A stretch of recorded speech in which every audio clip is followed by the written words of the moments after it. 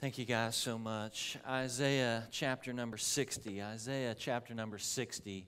In verses 1 down to verse number 3 are some of the most beautiful words in all of Scripture written, and I think they are fitting for such a time as this. The prophet wrote, "Arise, shine, for your light has come, and the glory of the Lord has risen upon you. For behold, darkness shall cover the earth, and thick darkness the peoples." But then he writes, "But the Lord will arise upon you, and His glory will be seen upon you, and nations shall come to your light, and kings to the brightness of your rising." We're familiar with the story that the prophet tells as he speaks to a nation that is in turmoil, as we spoke about on Sunday. But I'm glad that the end of the story is not all of the turmoil in the first chapters of his prophecy. But instead, the prophet wants to bring his message to a conclusion. And as he does, he brings into contrast two images that we can relate to tonight. That is, that he brings into contrast the difference between light and darkness. Darkness, in his ending message here, is in much of Scripture itself, stands to be a description of all that is wrong with the world. He writes in chapter 59, the previous chapter, in verse 9, "Justice is far from us, and righteousness does not overtake us. We hope for light, and behold, darkness. We hope for brightness, but we walk in gloom." The nation of Israel and Judah had lost its way, and the prophet saw their deeds as darkness as he wrote these words. That is, that he saw their deeds as a darkness that had overtaken the whole nation itself, the land and the people, even their homes. He speaks in such terms as to describe the type of darkness that is not just merely around us, but a darkness that consumes the essence of who we are. He even hints that this darkness might be blinding. If we were to turn out all of the lights in the room tonight, darkness would be in the land. But amazingly, it would not even picture the darkness that the prophet speaks of. In fact, the only illustration I could think of was last summer as my family and we went to Merrimack Caverns as a part of just a little tiny weekend getaway. And while we were there, we decided to tour that Merrimack Caverns to bring back some of my early childhood. And we went on a tour with the guide who took us into the deep recesses of the cavern and then turned out all of the lights. You kind of think you know what darkness is until you're in that place. When you get into the deep recesses of that cavern and all of a sudden darkness is there, you realize how not dark it is when we are living outside or walking outside. You see, if you walked around tonight in the darkness, it doesn't compare to the darkness in the recesses of the cavern, because at least there's the flicker of moonlight, or perhaps the glow of a light of a city in the distance. But when you walk around in that cavern, in the deep recesses, all of a sudden, light is ominously absent completely, and the room, the darkness, really just overwhelms you. Our guide told us some interesting things. He said that if we were to stay there, two things were likely to happen. The first is that apparently, in the absence of light in totality, the eyes are eventually consumed, and you would go completely blind. But then he said, don't worry about that. I've got good news for you tonight. You will never go completely blind, because you'll go insane before you go blind.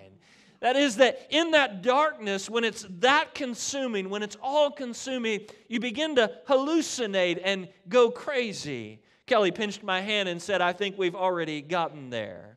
It seems like Isaiah had such a darkness in mind, not just merely the darkness that you and I experience walking through a field on our way to a favorite hunting spot, or walking down the street in the middle of the night. It seems that he had in mind the darkness that consumes every ounce of who we are, infiltrates every molecule from which we have been built. He felt, as he looked at the condition of Israel, as though unrighteousness, pain, and all that was wrong in the world had infiltrated every inch of the nation itself.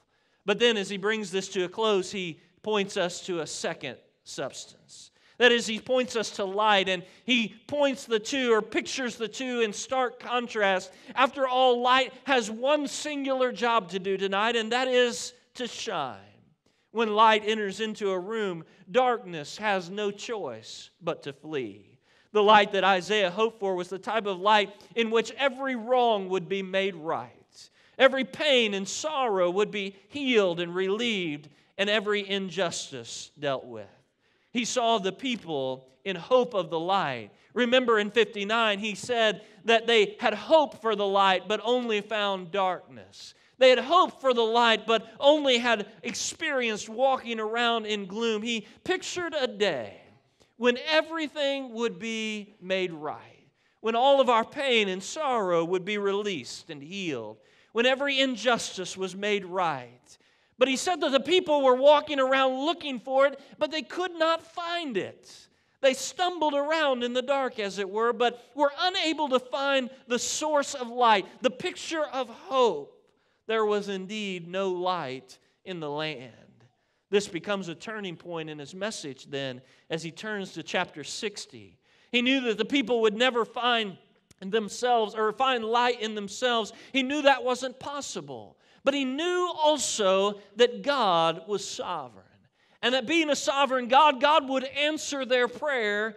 And when the people needed something outside of themselves, God would infiltrate their world, sending His own light, because they couldn't find their own, what we would know as the Messiah. When you come to chapter number 60, the light has showed up in the building. He describes the light in verse number 1 as the glory of the Lord has risen upon us. The glory of the Lord has risen upon us. In John chapter 1, we learn that the light that Isaiah would prophesy about 800 years before would be none other than Jesus Christ. Because we're told in John chapter 1 and verse 9 that the light was coming into the world, and then he concludes in verse 14, and the Word became flesh and dwelt among us, and we have seen His glory, glory as of the only Son from the Father, full of grace and truth. Before this moment, the glory of God was a consuming force. Remember that Moses had asked to see God's glory, and God had rejected his request because He said that no man could see my glory and live. In the Old Testament, the glory of God was such a consuming force, it was unviewable that man did not dare to try to enter into the presence of God, for when they did, they were struck down, killed immediately by the glory and the majesty of the Lord. Then the majesty of John's statement there in John chapter 1 is that while Moses was eventually allowed to see the backside of God's glory because God said this was the only thing He could contain, listen, John is saying that in Jesus tonight, you and I were given an opportunity to behold what Moses longed for, the fullness of the glory of God in human form in Jesus Christ. That means that you and I tonight are more blessed than Moses. Did you know that? You and I are more blessed because we behold the full glory of God in the incarnate Jesus Christ. Glory, as John writes, as of the only Son from the Father. And it was full. Listen, when God showed the best part about Himself, His glory, we found it to be full of grace and truth, which combats the darkness. Isaiah saw the only hope for the land in the birth of Jesus Christ because He was God's light. In verse 2, he says that the light overcomes the thick darkness of the land. Again, we point back to John chapter 1 because it becomes helpful. In verse 5, the light shines in the darkness, and the darkness has not overcome it. Aren't you thankful for that tonight? That Jesus came into the world, and even though the world would reject Him, the world could not overcome Him. The darkness could not override when light had walked into the building. I don't know if the beginning of time is in view in John's gospel here. Perhaps it is, because he begins the chapter talking about the Word being in the beginning and before the beginning itself, that the Word was with God and the Word was God, and that all things that were made in that creative moment were made for Christ and through Christ. And perhaps he has that in mind. And if he does, then he's hearkening us back to Genesis chapter 1 that says that darkness covered the land, but then a voice rang out, "Let there be light," and the breath of God exploded into glorious light and drove out the darkness. John says we're seeing it now. It's an amazing thing about light. Light doesn't have to work to get rid of darkness. It doesn't have to defend itself, nor does it in need of an itinerary to work from, but rather light merely exists and shines, and the darkness runs in fear. When I turn out the lights at night for my children, I don't have to say, "Get out of here, darkness," right? I don't have to say to them when we turn on the night light, "Darkness, you can only go so far." No, when you turn the light on, its singular existing purpose is to shine, and the darkness naturally runs away. As bad as the day was for Isaiah when he saw the brilliance of the light that was promised in the coming of the Messiah that would enter the world and enter creation, he knew that the darkness never stood a chance. To explain it further, he tells us in verse 3 that the light went out, listen to this, and the nations came in. John chapter 1 and verse 9, the true light which gives life to everyone, listen, he says, was coming into the world. He doesn't say it was coming to Sedalia, Missouri, or to Columbia, Missouri, or to Louisville, Kentucky, or to just Jerusalem, but rather he says that this light, when it came, gave light to everyone, and he said it was coming into the world, the cosmos, the entire universe. This light that he describes that came into the world in the coming of Christ, listen, it wasn't a consuming light, it was a welcoming light. Beloved, the robber and the thief, he fears the light, doesn't he? His deeds require darkness. The light is his enemy, for in it is danger. Someone might notice his actions. But the sailor, by contrast, longs for the light of the lighthouse, which alerts him to the shore. It points him back to his home. I was thinking about these things today, and I remembered a time when I was about 16 or 17 years old, and my dad and I had gone out bow hunting, and he had hung a stand and walked me out to it, and I climbed up in the stand, and he said, "Now, do you remember how to get back to the truck from where we are now?" And of course, being 16, you know everything. And so I said, "Of course I do, right?" And he said, "Okay, then when we're done, I'll meet you back up at the truck." And as the night began to wear on, the afternoon into the evening, it got dark. And I waited as long as I could. And I climbed down from the stand and began to walk around. And I realized, perhaps for the very first time, that I was directionally challenged. That I had no idea where I was supposed to be going.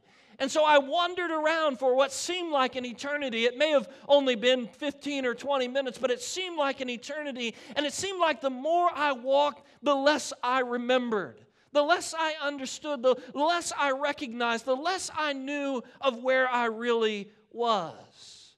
Then suddenly, in the midst of the darkness, I looked up and I saw something that I had recognized. Up in the sky, on top of a tower, was the blinking of a single red light. The reason it was something I recognized was because I had remembered sitting in the stand and marveling and seeing that into the distance and thinking to myself a few times, I wish that thing would stop blinking. It's right in the right spot that it's annoying me to death, right? But when I saw that red light blinking, I thought to myself, I know which way the truck is. I know which way home is. So I just turned and began to walk toward the light. Isaiah saw the light of the world coming that would direct man back to his Creator. He's saying that the nations, when the light entered into the building, would come to him. They would see that light shining and know which way was back home to their Creator. And John said his name was Jesus. I want to key in, though, on two words tonight, and I'll be done. Isaiah says that we have a response to this light that came into the world. In verse 1, he uses two words, arise, shine. When man was created, he was given a singular responsibility. That is, that you and I were created to be the image bearer of God, to reflect Him, like a mirror shows back the image of a substance. But when mankind sinned, when Adam and Eve sinned, we rejected that purpose in our life, and the world was thrown into utter chaos because of it. You see, Adam and Eve's sin was that they had decided that they didn't want to reflect God, they wanted to be their own God.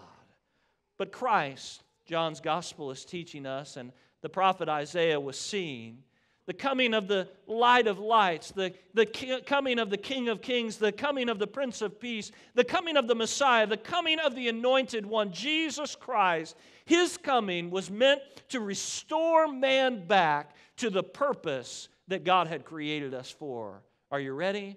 To reflect. To be back in the image-bearing position of God, that is to show Him to the world. And how do you reflect light? Well, you shine back. Now listen, we'll never be as bright as the substance itself, no more than the moon is as bright as the sun it reflects. But listen, we can be in our own being, give a small glimpse of light that came to overcome the darkness. In fact, beloved, I believe tonight that God uses us in His grace to drive back the darkness. Tonight we participate in the age-old tradition of a candle lighting service.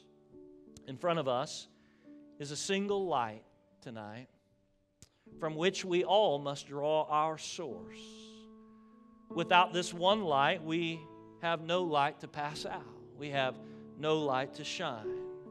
Without this one light, we have no hope. We have no purpose, no life. And thus this one singular light represents Christ, the light of the world. We have some men here who are going to help us, and they're going to come and they're going to pass that light out in the different sections and ask you to help them. Well, they represent the nations that approach Christ and join themselves to Him. And then as they make their way through the sanctuary this evening and pass that light to a person on the end of the row, and as that person passes it from person to person, and as pew to pew is lit up, as we ask you to join in their lights, listen, we are the fulfillment of Isaiah's prophecy. Go ahead, guys. We are the fulfillment of Isaiah's prophecy. We are you ready? Arising and shining. We are fulfilling the Great Commission that God called us to do, to go into all the world with the gospel of grace. As the light begins to be passed from person to person, you will notice in those moments how the darkness just begins to flee. It begins to disappear. Beloved, tonight, you and I, all of us, regardless of occupation and job, family, income, social status, ethnicity, we have a singular responsibility, singular calling. And that is to carry the light until the whole world knows. As Isaiah said, arise and shine.